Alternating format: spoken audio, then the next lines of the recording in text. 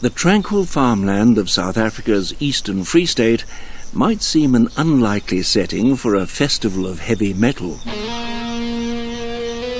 But for anyone who loves the sights, sounds and smells of vintage machinery, this was the place to be in April 2017.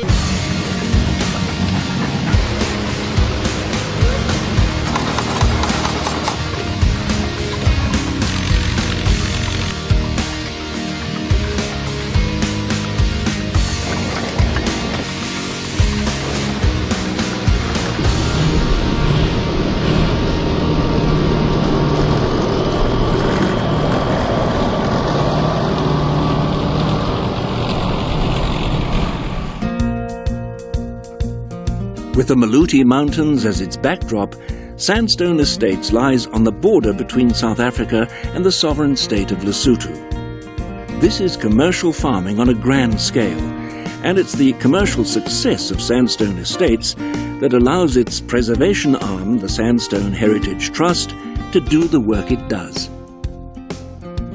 The Trust is famous for the extraordinary railway system which showcases the narrow-gauge heritage of Southern Africa.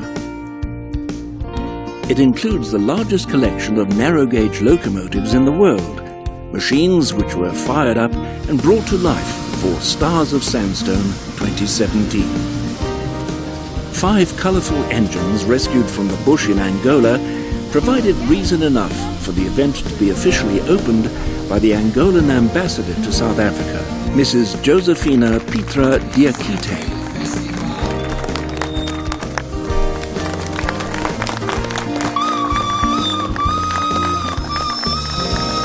After accepting the honour of having a locomotive named after her, the ambassador entrained for a tour around the estate, taking in 1 or 2 surprises along the way.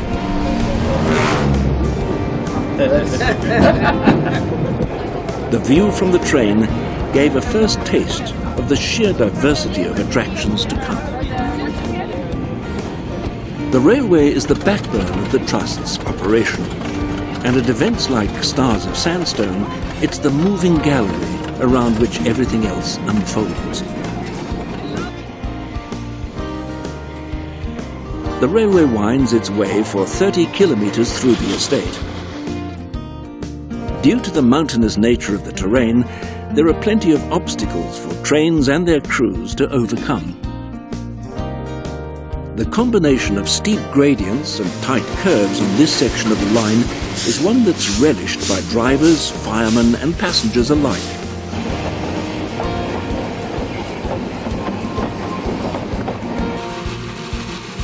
And as every steam enthusiast knows, there can be no finer spectacle than a pair of steam engines fighting the stiff gradient.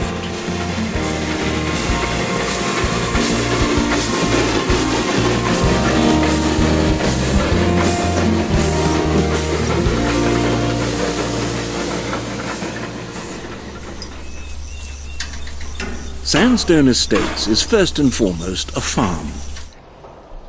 So it's not surprising that vintage agricultural equipment forms a large part of the items on display. It was the power of steam that heralded the age of mechanization in farming. This McLaren traction engine dates from 1904. It's quite a modern version of the mighty machines which first broke the drudgery of working the lands. Only a few years younger is the Emerson Brantingham Big 430. This monster weighs in at 10 tons. Its 8-foot driving wheels driven by a 4-cylinder, 15-litre paraffin engine. Top speed is a breathtaking 5 kilometers an hour.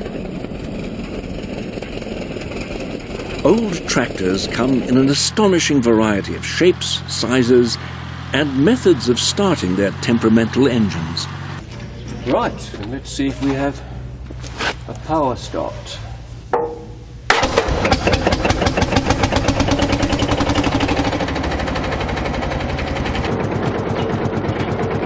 The indispensable tractor in all its guises deserves a place of honor in the history of civilization, along with all the other machines that day in and day out turned over the soil. Yeah, all right, okay, you're right. Okay, right, that's right.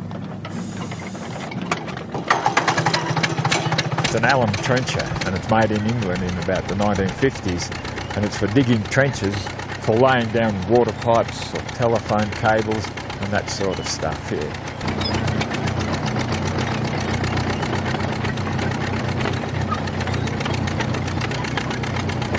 So there's a bit of a story. This belonged to Wilfred Moll's father. He bought it to dig a trench across Botswana, and then of course it was restored quite a few years ago. And Wilf was very keen that it operates at this show, but he had no one who could operate it. And he appealed in his newsletter, The Stars of Sandstone, was there someone who could operate it or someone who was sympathetic to old machinery and all that sort of stuff. So, yeah, me here put up his hand and says, I think I might be able to. So I had to come from Australia to drive this machine. Scorching through the lands at 36 metres an hour, unprepossessing machines like this brought services and communications to the nations of the world.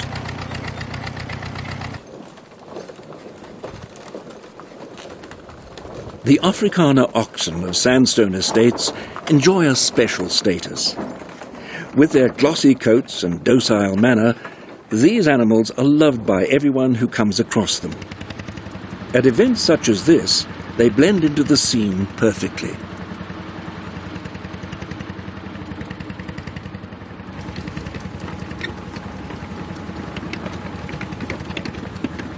But these are not show animals brought out only for display on special occasions. They're employed year-round on the farm on a multitude of tasks. They seem rather to enjoy having a meaningful purpose in life. Phoofolo e tshwana le motho. Wa e ruta fela wa no e juitse gae. Ka sheno tsena ke opana ka mo and then it lies ntho o batlang o etse.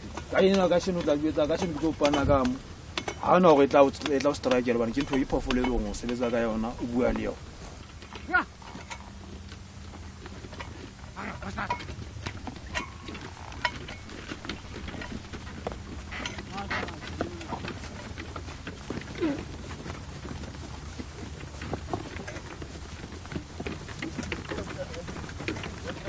There were still oxen placidly pulling their wagons across South Africa as late as the 1930s. For some decades, they were contemporary with early motor cars.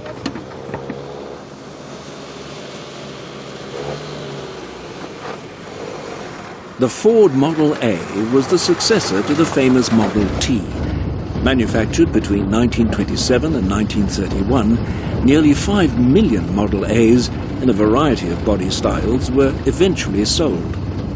This pickup version was acquired in Canada and belongs to the Sandstone Heritage Trust. It is a 4-cylinder engine in the region of 3 litre, so it's quite a strong motor. It's a Ford Model A. It drives very smoothly.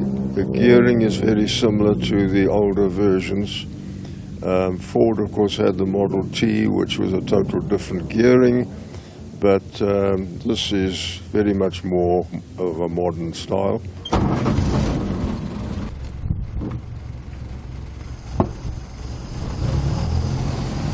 It reminds me of the old days when my parents had cars like these, so it's very, very unique. This being a bucky, a little bit more hard on the springs and a bit rough on the roads, but in general it's in perfect running order at the moment. Few machines could be a greater delight to the eye than a magnificently restored classic car. This one is a Model A Type 31B, and it runs as well as it did when it came off the production line in 1930. I would say cruising speed is between 50 and 55 miles an hour. Top speed you can make 65. I've done 65, but the problem is you will not be able to stop in time. You plan a day advance to actually stop. The brakes is the main challenge. No more bruises, no more aches. Now she's got those four-wheel brakes. Henry's made a lady out of Lizzie.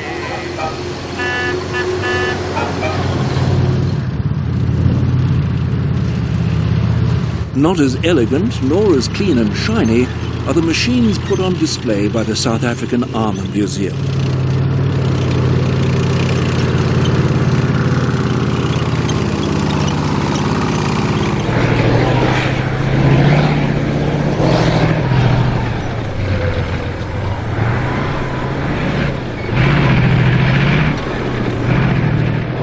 The Armour Museum and the Sandstone Heritage Trust are closely allied in their preservation efforts. Sharing resources and supporting each other at shows like this is what keeps these historic fighting vehicles in the public eye.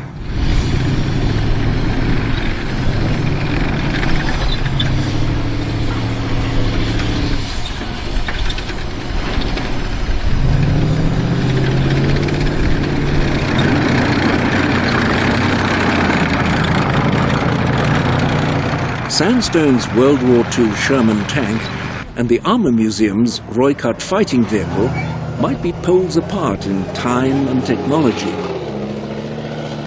But every machine in the fleet represents a phase of evolution in the art and science of war.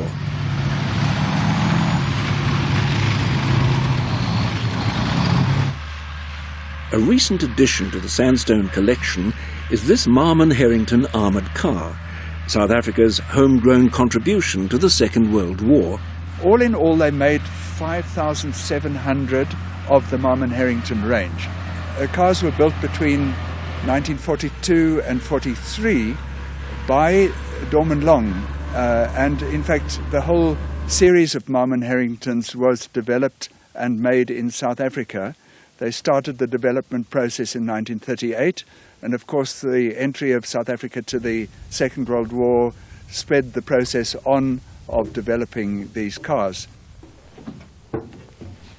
It's not easy to get in and out of, and there's a style to get into this, but this has got a crash box, no synchro mesh, so that is difficult.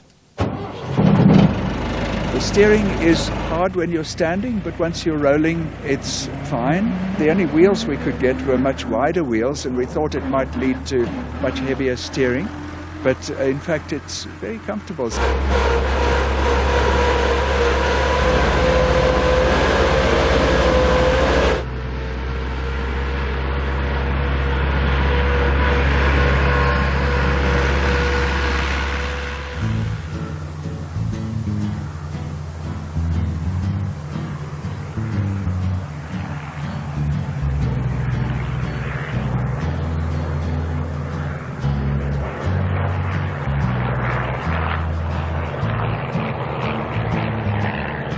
Watching these beautiful planes flying in formation might well have enticed you to get into one.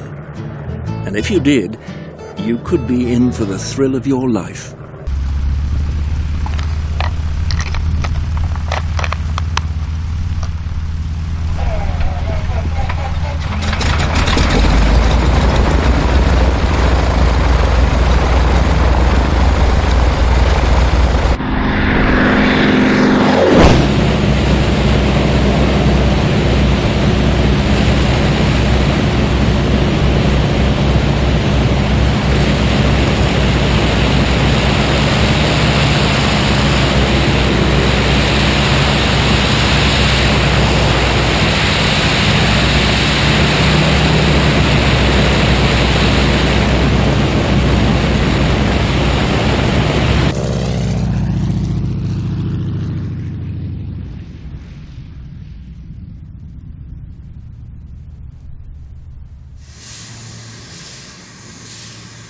The latest addition to the Sandstone narrow gauge railway is the newly restored Class NGG 11 number 52. Dating from 1919, she made her debut at the Stars 2017 event and represents but one link in the chain of technology that the Trust seeks to preserve. Because also riding the rails are items of every conceivable period, shape and size. An engine like this World War I Feldbahn weighs in at 12 tons, which is big enough. But a Garrett, piloted by a Class NG-15, defies any notion that narrow gauge means small. These engines are huge.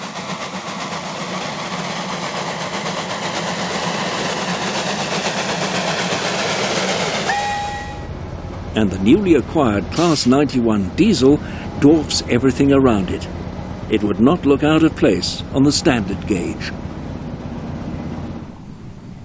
But some things about the narrow gauge are small. Tiny sugar plantation locos, like this Decauville, are constantly pottering about and can't help getting in the way of the bigger engines. To give these small locomotives a better chance to show off, a brand new railway was constructed on the estate. This new stretch of line has been named Seb's Railway, after the grandson of one of Sandstone's directors. In the weeks immediately preceding STARS 2017, construction teams were still hard at it. It was a race against the clock to get the line finished, but thanks to all the hard work, the railway could be officially opened by none other than Seb himself. I've got 7 grandchildren, and they've all got things named after them. In fact, we have to acquire assets very regularly in order to keep up. We've got a couple of more naming ceremonies to come. And young Seb here has flown out from the UK just for the weekend to open the railway because his teacher wouldn't give him much time off. Tamara, his mum here, my eldest daughter, is here to support him, obviously. Only yesterday he said to me, I don't want to be a pilot anymore, which I wasn't even aware of, but his dad was a pilot, I now want to be a train driver. So the obsession continues, and hopefully we'll have a long road to run. All little boys turn into grown men, and I have a feeling that a lot of the passion that's here this week for theme and heritage started in those little boys. So it's very important to keep it going.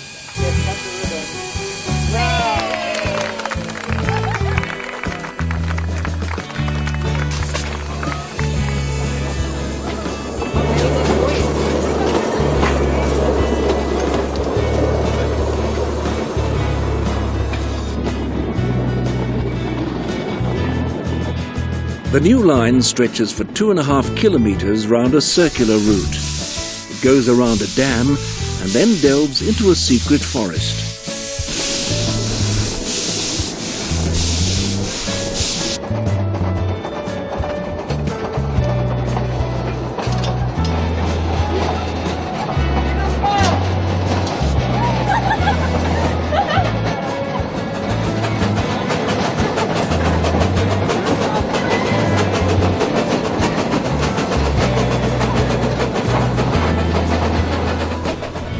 By now, with the sights, sounds and smells of machinery mingling with those of food, the atmosphere of a festival was firmly established.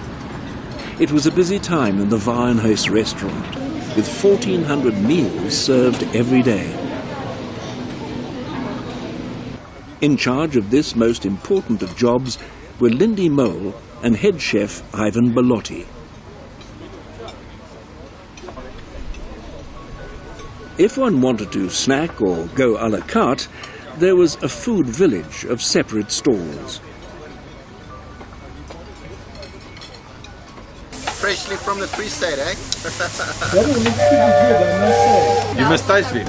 Really nice. What are you talking about? 200 feet cooked salt out. Brilliant day. Enjoying it. Love it. Free Garden 153, this is train control, do you read? And through all the fun and the feasting, the trains never stopped running. It's just coming in to platform 2 and should be coming in your direction, I would hope, in about 5 minutes' time.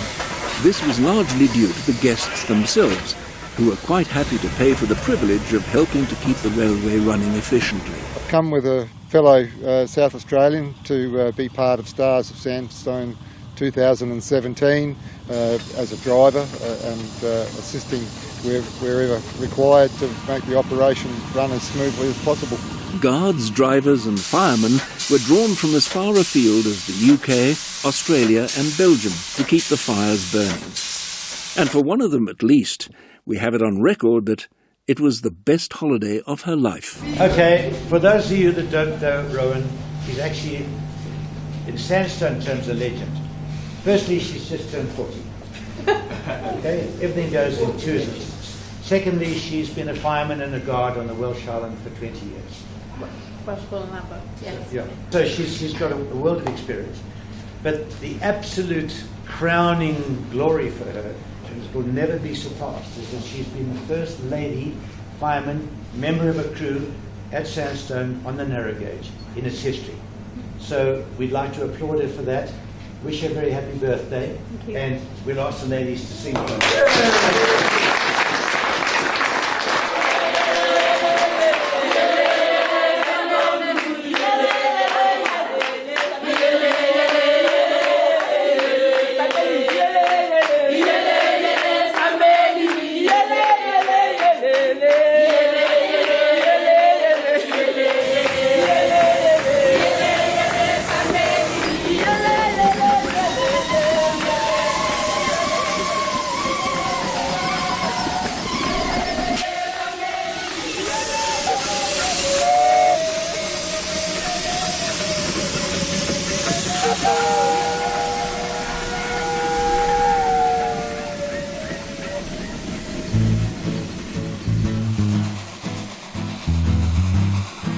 But for some people, riding the trains is less important than capturing them in action.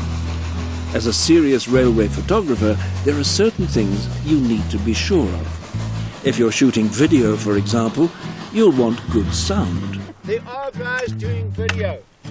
Once the train starts moving for the Photoshop, will everybody shut up, please? Okay. The trains and the locomotives that pull them must be authentic prototypical consists. Genuine freight trains are generally preferred.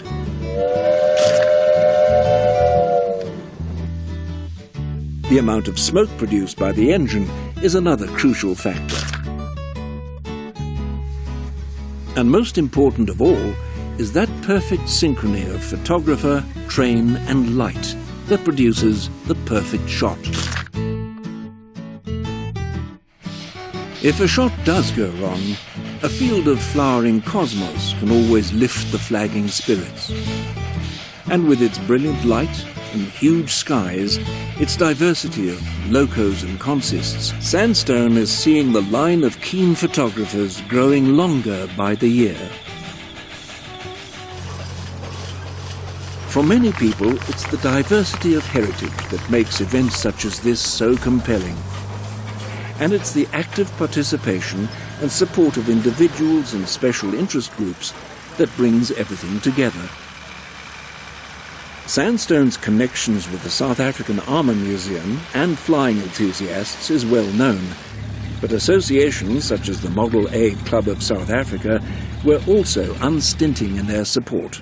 They came in numbers, their cars were beautiful, their cars matched the era and the theme very well, and the ladies in particular in the Model A Club just really added some extra variety to it, beautifully dressed, many of them in classical sort of, period costumes, and, good luck to the Model A Club.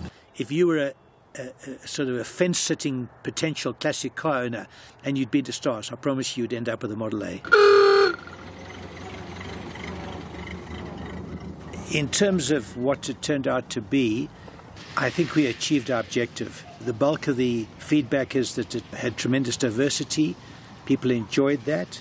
It was well received by 98% of the respondents, and you can't do much better than that, I don't think. I cannot thank Mr. Mole and his staff enough for allowing the privilege for me to drive these things and drive the steam engines. It's brilliant. There's nowhere else in the world like it. If you want to come and see engines and tractors and planes and automobiles and everything, this is the only place in the world you can all see it in one place.